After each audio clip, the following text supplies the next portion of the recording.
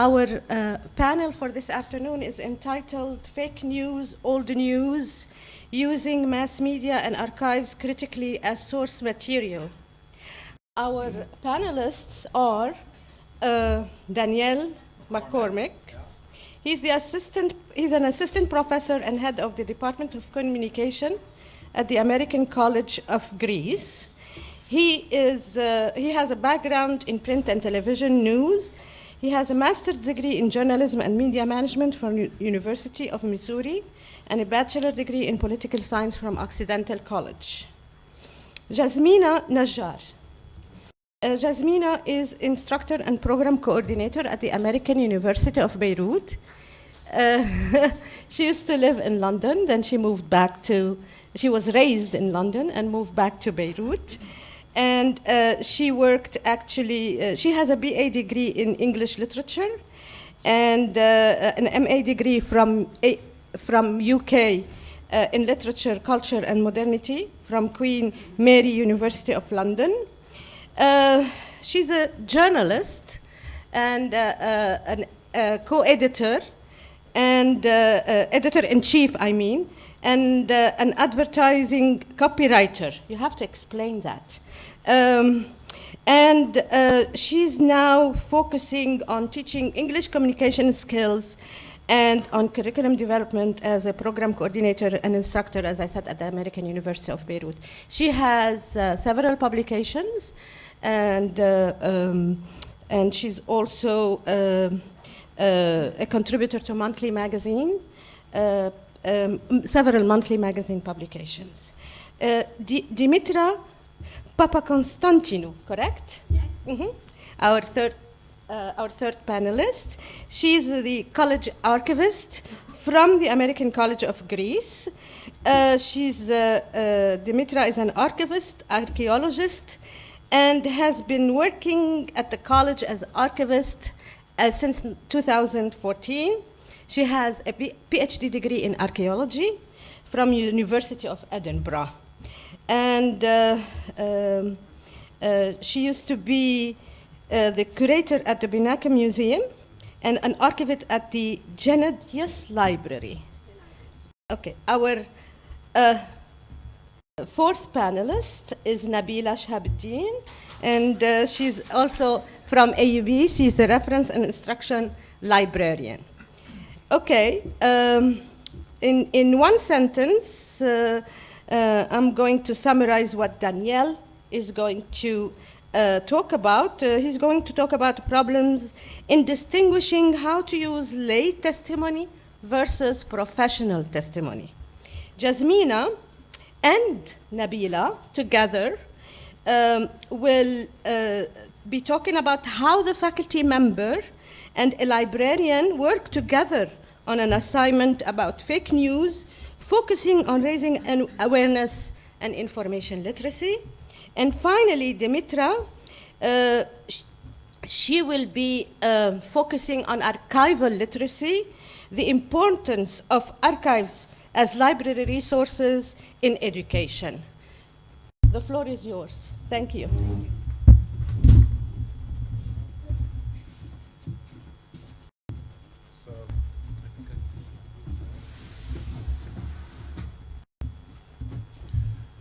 So, as an educator, as a professor who works in communication and journalism, one of my main tasks is to teach undergrads and graduate students how to write media copy and produce videos and radio texts that are both engaging, exciting, emotional on the one hand, and also that happen to be true.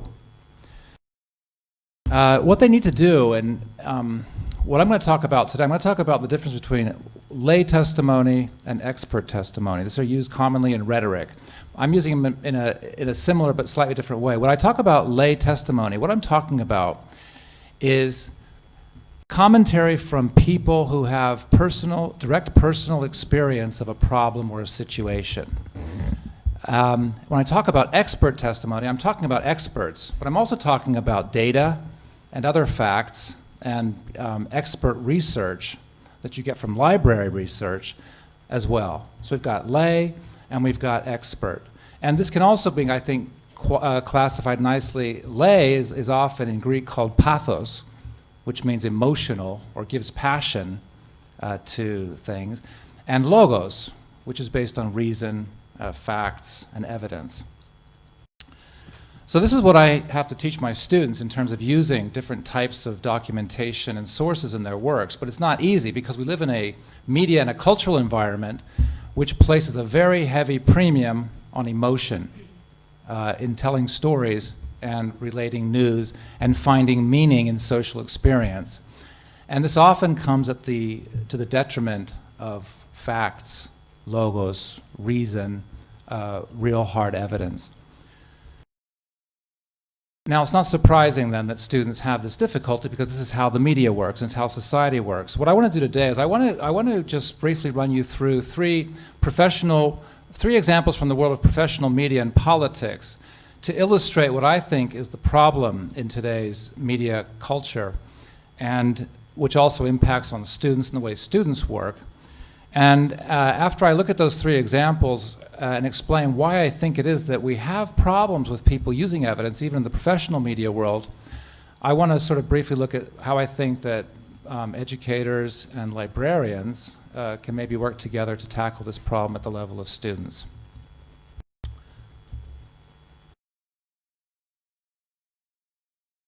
My first example comes from a very controversial article that appeared in Rolling Stone magazine in 2014. Many of you may have come across it. It really touched off something of an earthquake in American higher education. It was called A Rape on Campus by journalist Jasmina Najjar. And the story was horrifying and full of gripping detail. And it told the story of a woman, Jackie, a first-year student, who was brutally raped and beaten by 7 male fraternity members at a frat party. The story, of course, came in the context of a discussion in American society about rape culture and the situation of women on American campuses. The problem with the story was that it turned out to be false. And Rolling Stone had to retract this. It was published, I think, in November 2014. It had to be retracted in early 2015. As soon as it was published, first you had conservative, in the conservative blogosphere, some of the bright sparks there picked up some really gaping holes in the story, and they really smelt there wasn't much substance to this story. Then it went from there, it got into the mainstream media, the Washington Post, Wall Street Journal picked up on this story, and they started really exposing that the problem with the story was that Erdely had not really done any digging and followed up on the testimony from Jackie, the woman who had been raped, and checked out her sources. Now, I don't want to beat up on Erdely. I mean, these types of stories, maybe not this dramatic and perhaps not this damaging. I mean, the members of the frat house had to move out of their frat house for several weeks and move into hotels. Bricks were thrown through the rooms of the frat house over this story. The president of the college shut down all fraternities and sororities for several weeks. One other interesting component of the story was that Erdely also was very critical of the University of Virginia administration, particularly one woman who was responsible for dealing with children who had, with students who had problems on campus. And she presented the officials at University of Virginia as being very cold and cynical. And at one point says that Jackie told her that one woman that she talked to said she didn't want really to take Jackie's rape story any further because she didn't want the University of Virginia to become known as the rape school. So the question is, Erdely is a professional, experienced journalist writing in a very reputable magazine. The Rolling Stone is a magazine that has a reputation for hard-hitting investigative journalism and has won Pulitzer Prizes. And in reports afterwards, it became very clear that she had not done basic things like bothered to contact the friends that Jackie said had seen her after she was beaten and was wearing a bloody dress.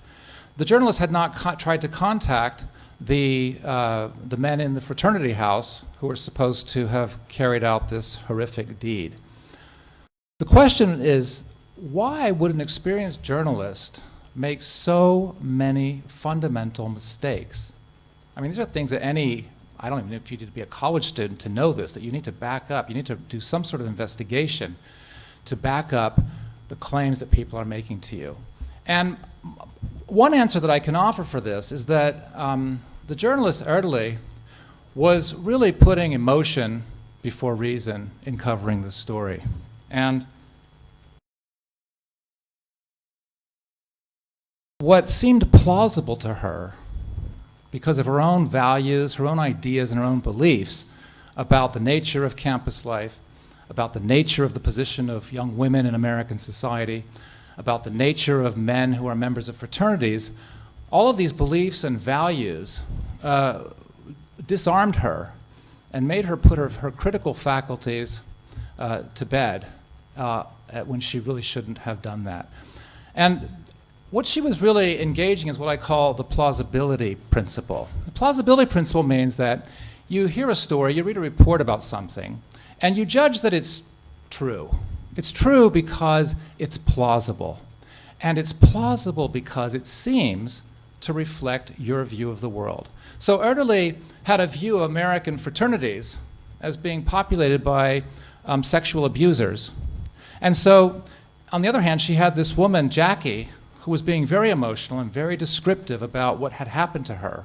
And so these two things together made the journalist really completely forget about investigating this, and she just felt it's plausible. It has to be true. And I've got a couple extracts I want to read to you from a Chicago newspaper, a reporter who covered the trial. I didn't tell you, Erdely got sued by University of Virginia. One official, she just lost that case recently, is going to pay something like $7 million. Rolling Stone is going to pay $7 million. They're also being sued by the fraternity house for double-digit millions of dollars for damages.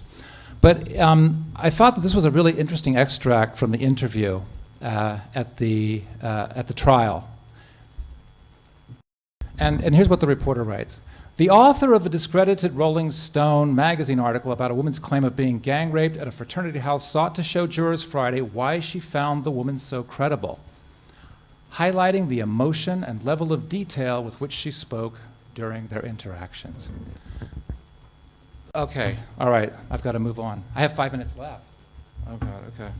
All right, and I just want to draw your attention to the fact it's the emotion that Jackie exhibited, the tears, and the descriptive detail that she gave her that made Erdely, who was already predisposed to believe her, accept her story. And it was also it was also the reporter's own emotion that sort of disarmed her. The reporter writes this: Jackie and Erdely appear to have quickly developed a close bond, with Erdely sharing in Jackie's excitement over her new boyfriend and trying to convince Jackie to seek treatment over a possible post-traumatic stress disorder. This is a quote from Erdely now. I felt as though we really had developed a trusting and caring relationship. So in that example, we see that her predisposition to believe the story made her, against her own judgment, not investigate the story and go with it. My second example comes from a very different type of journalism. This is from an opinion piece in the New York Times by a very well-known opinion writer, Kristof, who is a man who really expresses the opinions and the worldview of very important and powerful people and agencies in the US. Now, this was an article, a column he wrote about Donald Trump called Donald Trump, Kremlin Employee of the Month in January. Now, Kristof, this is I've taken some excerpts here because it really illustrates again that while this is a very different type of story, I think Kristof is still operating the same way that the Rolling Stone journalist did. He is operating in terms of plausibility because he does not like Trump, and he believes that Trump, who does not accept and respect the values of Kristof, he believes that Trump is in cahoots with Putin and is actually a traitor. He's betraying American values. Here's what Kristof writes. Perhaps more troubling are suggestions of collusion between Moscow and the Trump campaign. Trump strongly denies all this. The dossier has zero public evidence behind it, and it should be treated with skepticism. Sounds like good journalism so far, but it reflects an unprecedented uncertainty. There is a disorienting kernel of doubt about whether we can fully trust the man who will occupy the Oval Office. I believe in that latter part of that passage, Kristof is on the same emotional territory as Erdely. He's saying it really doesn't matter if there's any evidence here. my gut tells me that there's got to be something in this. That's the kernel of doubt. And you've also got a huge echo chamber in the media and the political world. If enough people say things, then it becomes true. Kristof goes on to write, "It is both plausible and completely unsubstantiated.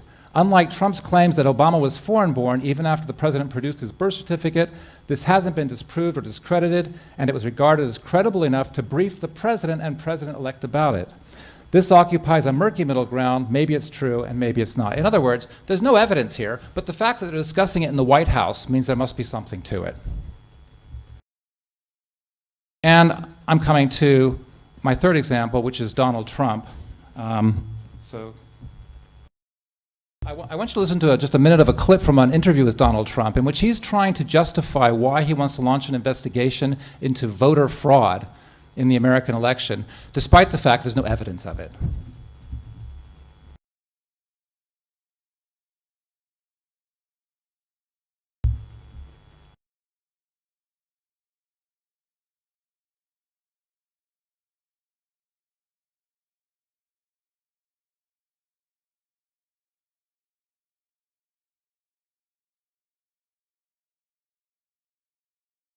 Very, very clear.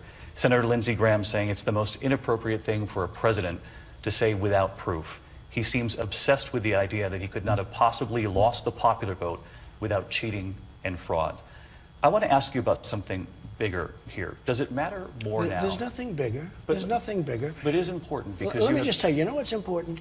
Millions of people agree with me when I say that. If you would have looked on one of the other networks and all of the people that were calling in, they're saying, we agree with Mr. Trump, we agree. They're very smart people. Let me just ask you. You did win. You're the president. You're sitting That's across from true. me right now. That's true. Do you think that your words matter more Yes, now? very much. Do you think that talking about millions of illegal votes is dangerous to this country No, not without at all. presenting the Not evidence? at all, because many people feel the same way that I do. And You don't think it undermines your credibility if there's no, no not at all, evidence? because they didn't come to me, believe me. Those were... Okay, so, Donald Trump here is basically saying, you don't need facts because millions and millions of people feel the way he does. And what he says here is that the votes didn't come to me, they went to Hillary Clinton. He's doing the same thing that Erdely and Kristof are doing. He's using the plausibility principle. He's saying, my voters believe that the Democratic Party is too soft on immigration, and they're allowing undocumented workers into the country, and then they're going to use them to vote for them. Okay, so again, it's the same thing. Emotion and your values and your predispositions are what play a very powerful role in shaping your view of reality. I know I'm out of time. I just have a couple more minutes here. I wanted to say that what I do as an instructor, this was an example of what I gave my students to help them distinguish between lay testimony and expert testimony. So I had this, this is fake news, by the way. It's just a hypothetical example. I had this text that has lay testimony and expert. Simos Yorgio, a police lieutenant in Pagrati precinct for 22 years, said the crime you encounter today is more violent. You get more people coming in filing reports that they have been beaten up and mugged, he said. 20 years ago, it was always burglaries that had happened when no one was home. Yorgio, decorated twice for stopping robberies at gunpoint, said if you're not willing to risk your life, then you should probably forget about being a police officer. Eurostat data bear him out. According to Eurostat, which compiles data based on official death certificates from EU countries, between 1990 and 2000, an average of 3 policemen and policewomen died in the line of duty in Greece each year. Between 2000 and 2010, there was an average of 8 such deaths a year. That's the logos, that's the expert credibility material that would support the pathos. Now, in my class of 15 people, only 2 students said that the actual expert credibility material was more important. They felt that the first part was more believable because it was a real person who'd really lived the experience.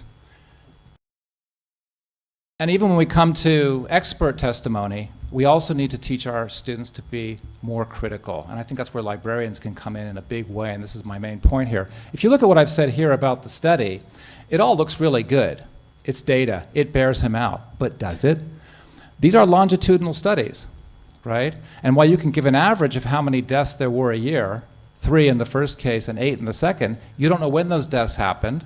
There might have been some years that had many more deaths. The trend could be downward. They may have died falling off their motorbikes, all right? So what I wanted to urge faculty members and librarians to do is to help students by getting them to dig much, much deeper in their research material. This certainly is true of going out and interviewing people. We have to make students ask the basic question, how do you know this is true?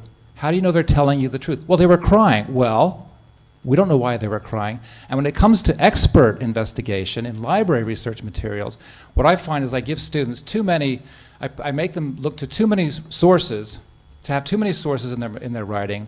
And I think what could be better is making students use fewer sources, but not just putting the source in there because it looks good, but actually investigating it and see what the basis of it is. And this is my last thing. This was from an actual student paper. The University of Pennsylvania found out in their research that women use language which is nicer, more pleasant, and more intellectual, and rated male language as stronger, louder, and more aggressive. Using foul language was found mostly in male speech. This is why men associate foul language with their gender. It sounds great. University of Pennsylvania is hard to beat, but what I would like my students to do is look deeper into that study, and I think librarians can also help by getting students to ask themselves, how do you know that the source that you're using is actually reliable? You need to dig into it. Sorry for taking so long.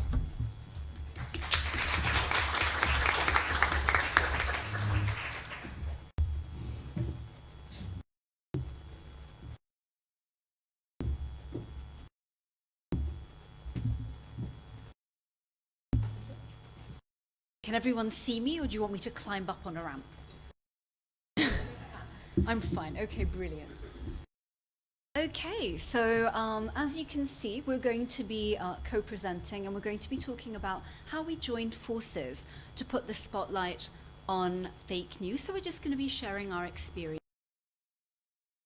So first off, I'd like to put things into context, how it began. This semester, I happen to be teaching my advanced academic writing course. And in this course, we teach argumentation, we teach students, you know, how to conduct research, and we also teach students how to write a proper research paper. So this was the very beginning of the semester, and I was introducing the class, and I was telling students, part of good academic writing is coming up with an original topic and then taking it from there to add to the discussion that's already happening within your discipline. So I was telling them, you know, at the moment, look, there's a lot of people bringing up the topic of fake news and what have you, and one of the students said this: "What's all the fuss about fake news? A monkey can tell the difference between fake news and real news. It's so obvious. Plus, if you're up to date, you know what fake news is circulating." So that got me thinking, can you? Is it that easy? So just to put things into context, this is what the numbers reveal. According to a report that came out in 2016, Media Use in the Middle East, 75% of 18 to 24-year-olds get their news from social media. And 53% of these of this age group think that the news is credible. So that really got me thinking. I did a little bit of digging, and I found a little online quiz on The Guardian. And what they did, they've invented different fake news headlines, and then they were challenging people. If you're in the know, which fake news headlines are actually the fake news? So I'm going to give you a second to just have a look at that. I hope you can you see it at the back? No? Yeah, okay, so which is the real fake Trump story? Donald Trump announces he will make singing national anthem at start of work compulsory for all government employees. That's the first. The second, man prohibited from buying US flag because store owner suspected he would burn it. That's a second. Trump buys bald eagle for Oval Office. And then Obama signs executive order banning national anthem at all sporting events. So the real fake news is actually the Obama story, which caused a bit of a ruckus. And then I gave them, a couple more, one about religious freedom, and I also gave them one about conspiracy theories. Let's actually do the conspiracy theory one, it's fun. So, which of the conspiracy theory-laced fake headlines caused a genuine stir? The first one is Julian Assange goes missing. Government now in control of WikiLeaks.com. Edward Snowden's email hack reveals text sent to Julian Assange. Ooh, a bromance is brewing there. CIA claims Putin had decisive influence on the UK's Richmond by-election. And the tapes they'll never let you see, James Corden hits elderly woman during Solange Knowles' carpool karaoke. So this is the actual fake news story. It's the one about Julian Assange going missing. And basically, the students did like 10, they went through 10 of these. And it was interesting to note that even the students who thought that they were in the know and they were really keeping track of which fake news was causing a ruckus did not do so well in this test. So this got me thinking, if they have trouble with that, what about identifying fake news itself?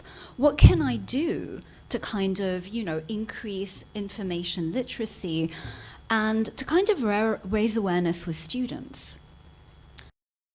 So I came up with an assignment. This was basically like a warm-up to the big research paper. I challenged my students to basically write an argumentative essay on fake news. Now, I didn't give them a specific topic because I have to train them how to think about narrowing down a topic and then finding a good claim that they can build on. And I also left it up to them to think about what kind of argument they want to do, a definition argument, a causal argument, and whether they wanted to pick a classical model of argumentation or take a Rogerian approach. And obviously they had to cite. And to do all that, they had to go through obviously 2 research cycles. The first one to find an actual topic, and the second one to actually write the paper. And basically, what I did in conjunction with that, I gave them this JPEG, and as you can see from this JPEG, they're attempting to categorize news. And I wanted to draw their attention to something actually quite key. Is biased news fake news, or is fake news something else? I wanted them to start to think about the real definition of fake news and the importance of defining your terms. And I also gave them 2 articles that focused on, the importance of knowing, about fake news. And I even challenged them to discuss the credibility of these articles as well, because they're from the mainstream press. And I thought to myself, okay, beyond telling my students the usual things like be skeptical, verify your information, what else could I do? Now, there's actually a long history of communication skills instructors at the American University of Beirut collaborating with librarians, and they're always kind enough to come in and to assist us regularly. So I thought, what about creating a specific collaboration centering on fake news? And now Nabila will share what she did, and then I will finish talking later.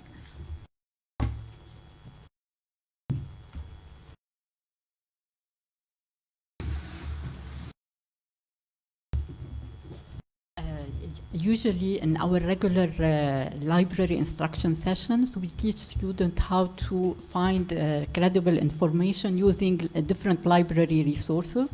But of course, with this huge amount of online resources on the web, it's very important to, we all agree that it's not only telling the student to look at databases, it's more than evaluating the sources they are retrieving, whether from the library, from the internet, and so on. So we decided,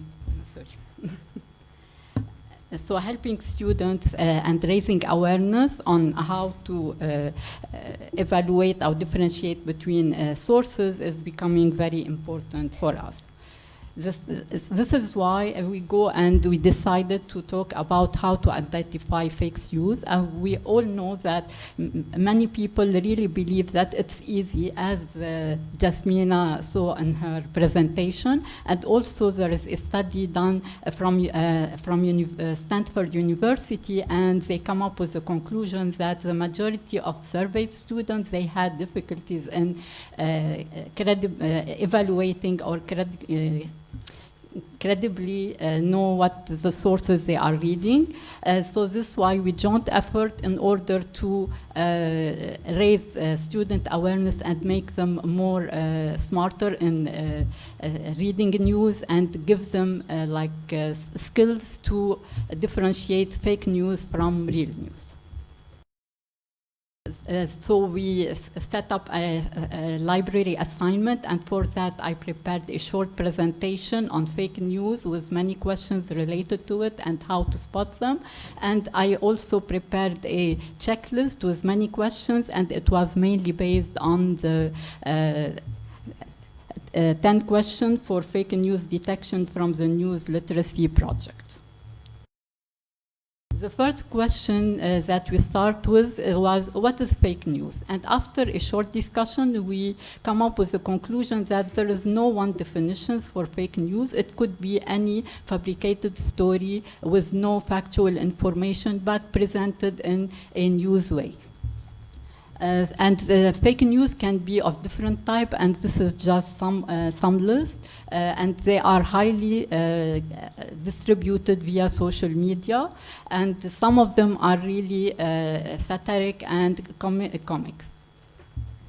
So the second question asked to the student is, what make a news story fake?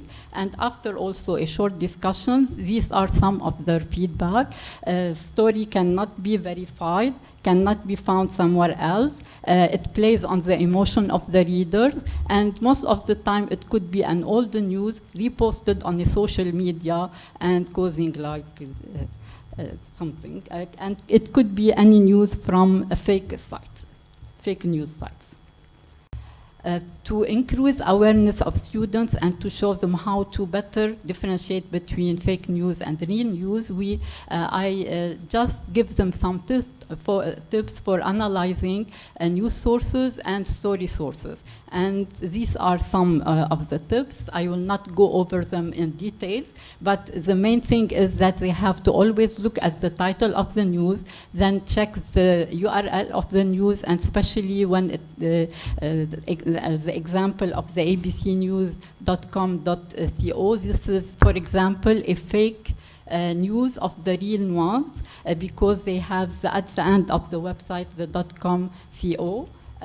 They have to always check the about of the page, and also look at the design. Is it a good design? Is it a bad design? And it's very well known that fake news usually use in their titles or in the text like all capitals. So also when they see such kind of information, then it's very important to verify what they are reading. And at the news stories, they need to look at the story in reputable sources like very well-known newspapers or in library databases.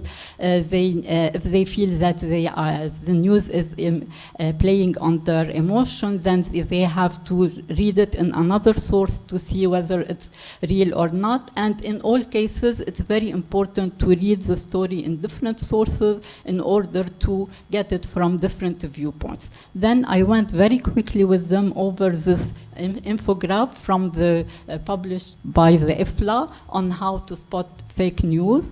And finally, we talked about how to fight fake news and why we should do that.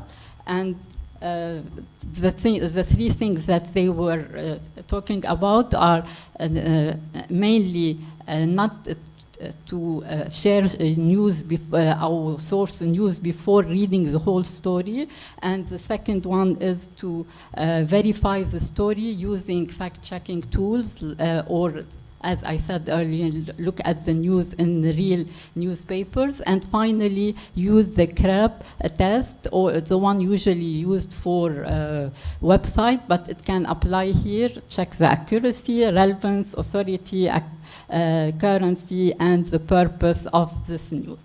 And finally, I gave them the checklist that I prepared, and we went over it very quickly. And after that, I asked them to look at 2 different sites and use the checklist to see if they can tell which news is true and why they decided it's true or not. And I will leave the floor to Jasmina to follow on the what she has done. Okay, now I'm really high. Okay, so that's a bit better. I don't feel like a giant anymore. Okay, so after the library session, students started to brainstorm about topics, and as you can see, they came up with very different things. Many opted for the easy way out, and they picked the very obvious fake news did or didn't have an impact on the US elections. And then some dug a bit deeper, and I had some interesting papers about fake news and the war in Syria. I had people looking at, those social experiments and those videos that are being passed off as being true when in fact they're just attempts to go viral. And some were focusing on fake news and the misleading nutritional advice, and a whole array of topics. So after that, students had a very detailed guided peer review with a lot of specific questions. And the peer review, to me, was an opportunity for them to open a dialogue and have a discussion amongst one another. It was also an opportunity for them to see different aspects of fake news and have insight into the different dimensions of fake news. And also, there were very specific questions related to which sources did the student use. So I was bringing in information literacy again, with them again following the guidelines and the checklists that Nabila was kind enough to share. Now, afterwards, I'm very into reflection. So I asked my students if they could, reflect on this whole exercise. Some were not especially keen. I'm not gonna lie. One of them was like, while I appreciate that fake news is topical, it didn't interest me, and I found the entire thing boring in comparison to other assignments. Now, I suppose given that my other assignments are all about film, advertising, and comic books, maybe they found this not as exciting, I'm not sure. Some said that the fake news assignment did teach me about the other side of logical fallacies and the problem with news within modern politics and the world today. So they saw things on a more global scale. Some were like, I have become fond of fact-checking and double-checking the validity of sources of information due to the assignment about fake news. So I think that's a positive sign. Another was like, it was eye-opening. I now see what people share on social media in a different light and think before I share. Another said, I enjoyed researching about fake news. It made me think about things I usually overlook. And another student was, I won't forget the whole issue of fake news. I learned a lot about the subject, and I'm applying what I learned when I read news online. So basically, I would thought to myself, there's a lot of talk about, algorithms that can target the algorithms that spread fake news. There's a lot of talk about software development. There's a lot of talk about having trained specialists who fact check, and that's well and good. It's fabulous. But that doesn't mean that we should not empower our students with key awareness and key information literacy skills. And in fall 2017, 2018, we plan on collaborating, but in a different way, because I want to do something related to this with my English 102 students, and they're on a different level than my advanced academic writing, and I really believe in tailoring things for obviously the level and needs of students. So that's basically the plan. Thank you.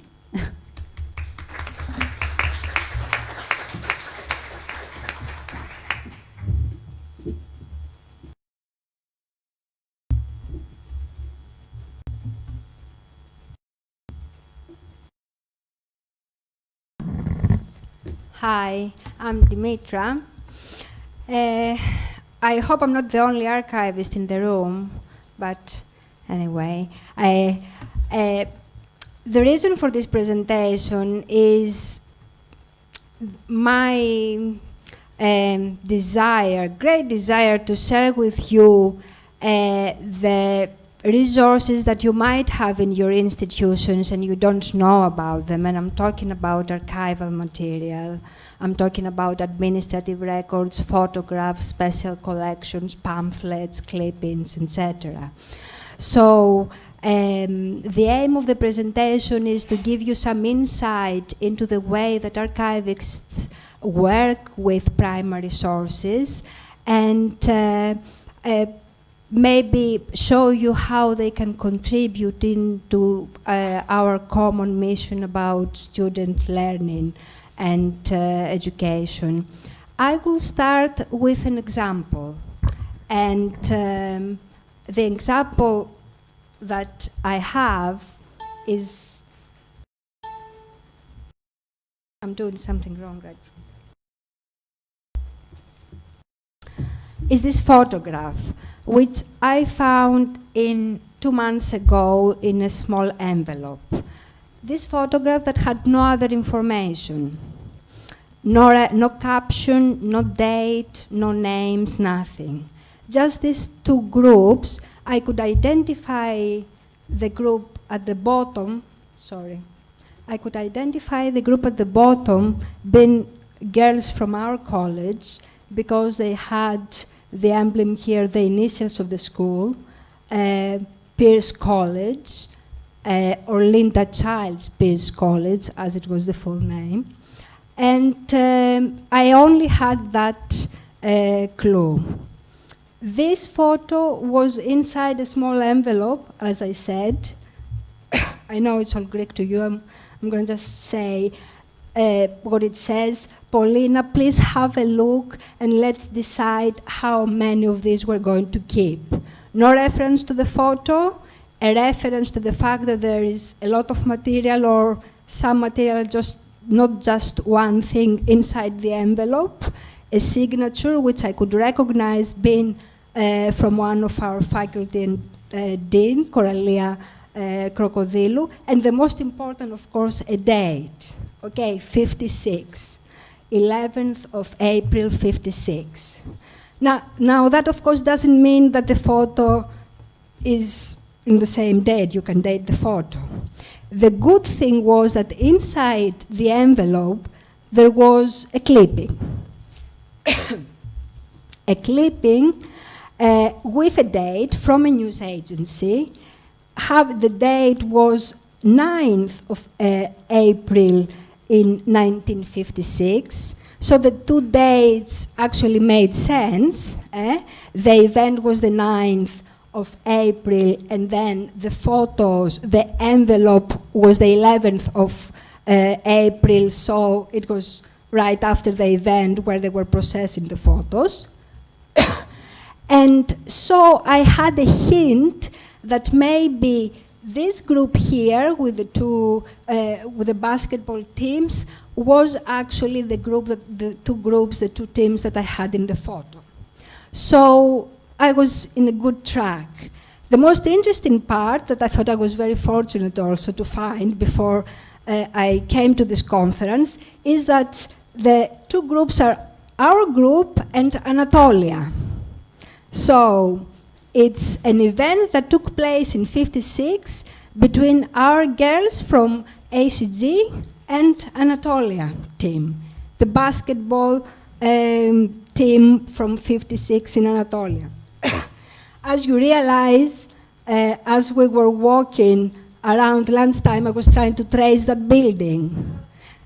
I didn't manage to trace it, so one next step is probably ask Evie or Lisa to go through some of their photographs and see if I could even find the same one, and so see if they have more information and if they have a date on their photograph, and therefore verify that we are talking about the same event and clipping photograph and envelope date and narrate the same event.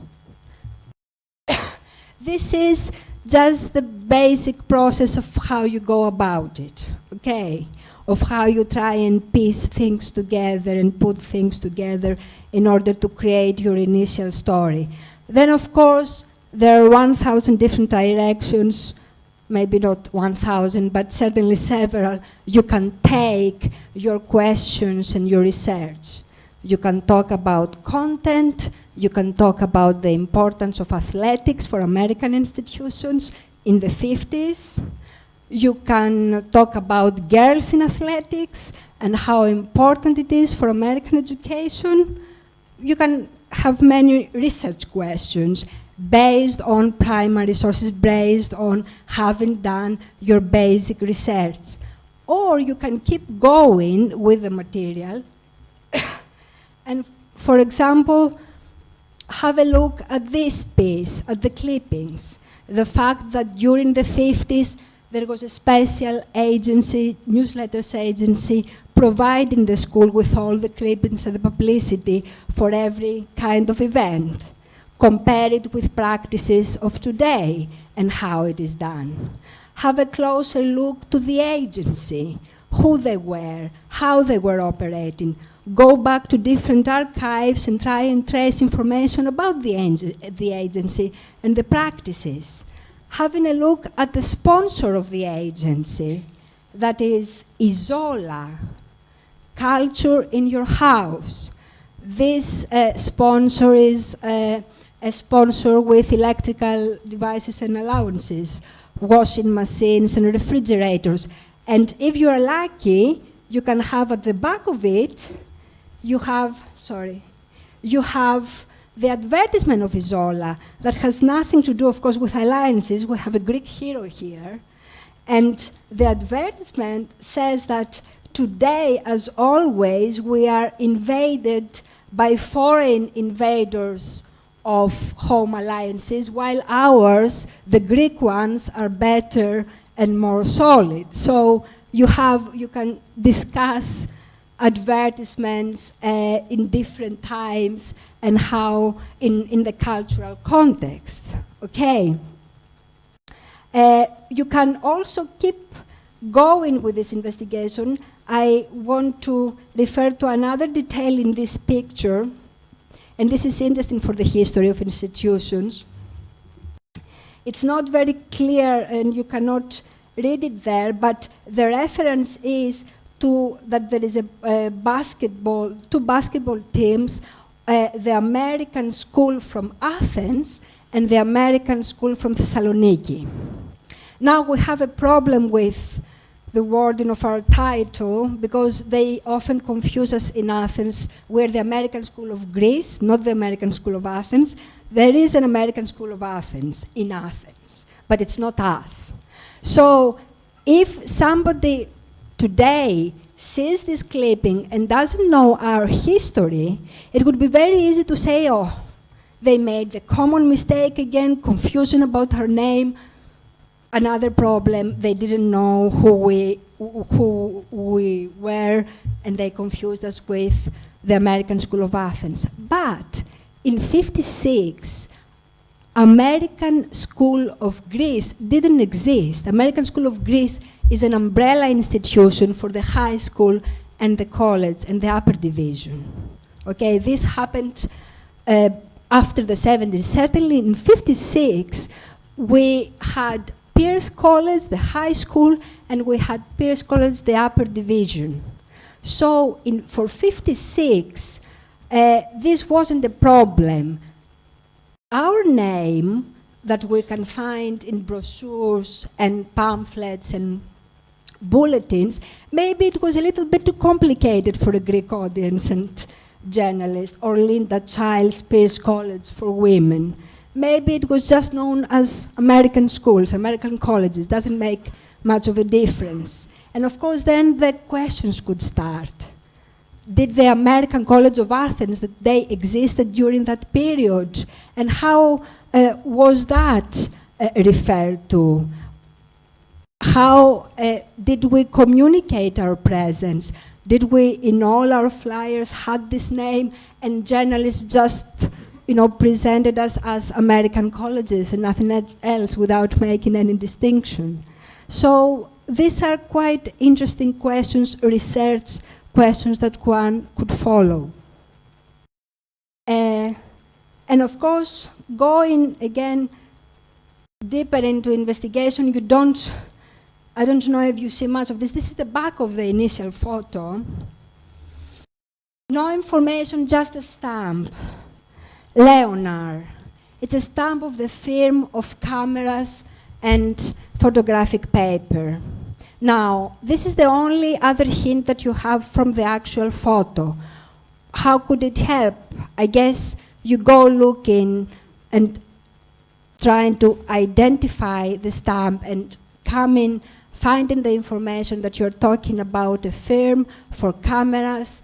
You read in the history of the firm, you find out that in 1964 it was merged with AGFA. It's a German firm, and therefore you have a terminus post vem, as we say in research, that this photo couldn't have been printed, been a Leonard product after 1964. So you don't have the exact date for the photograph, but you have a date beyond which the photograph couldn't have been printed. Okay, so just with this example, summing up, what I want to draw your attention as is the special characteristics that primary sources have. Primary sources do not refer to information, they refer to evidence. When you read sources, you're looking for evidence. When you read primary sources, you're looking for evidence, not just information, not accumulation of facts. The emphasis is on context, the emphasis is on how you make inferences. Second, it's not just product, it's mostly process of how you do it. It's not just content, it's also structure. Third, is learning by doing. I like that metaphor with bicycle riding. This is a more safe way of bicycle riding, I would say, in the archives.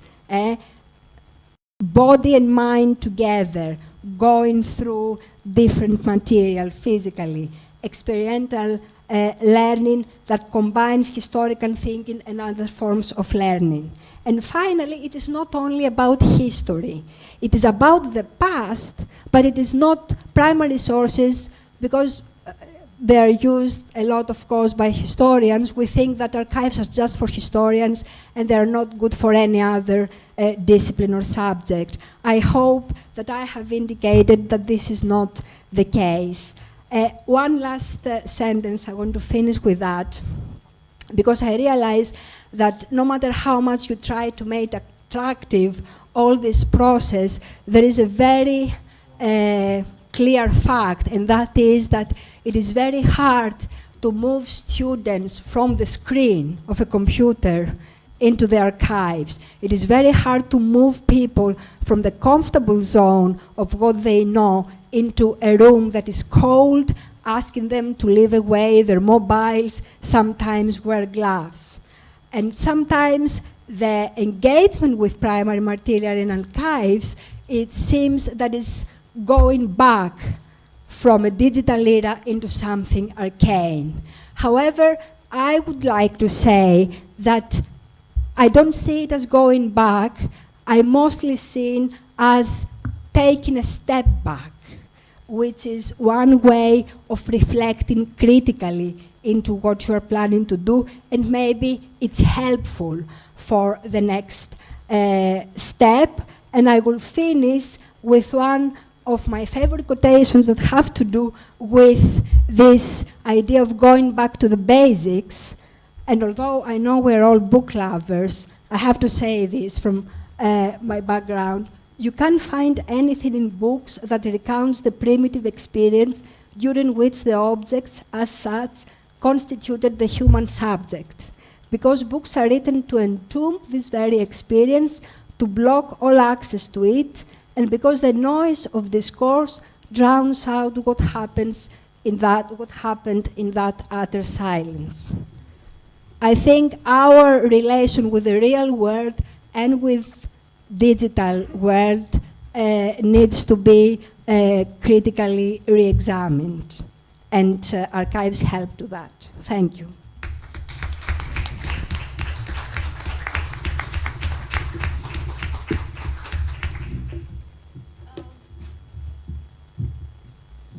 Sorry, we're not going to be able to take any questions from the audience, but the panelists will be here around. The next thing is the exhibit visits, so you may ask them questions during that hour. But before we leave, allow me to say thank you from ACT, on behalf of ACT, to the panelists. Danielle?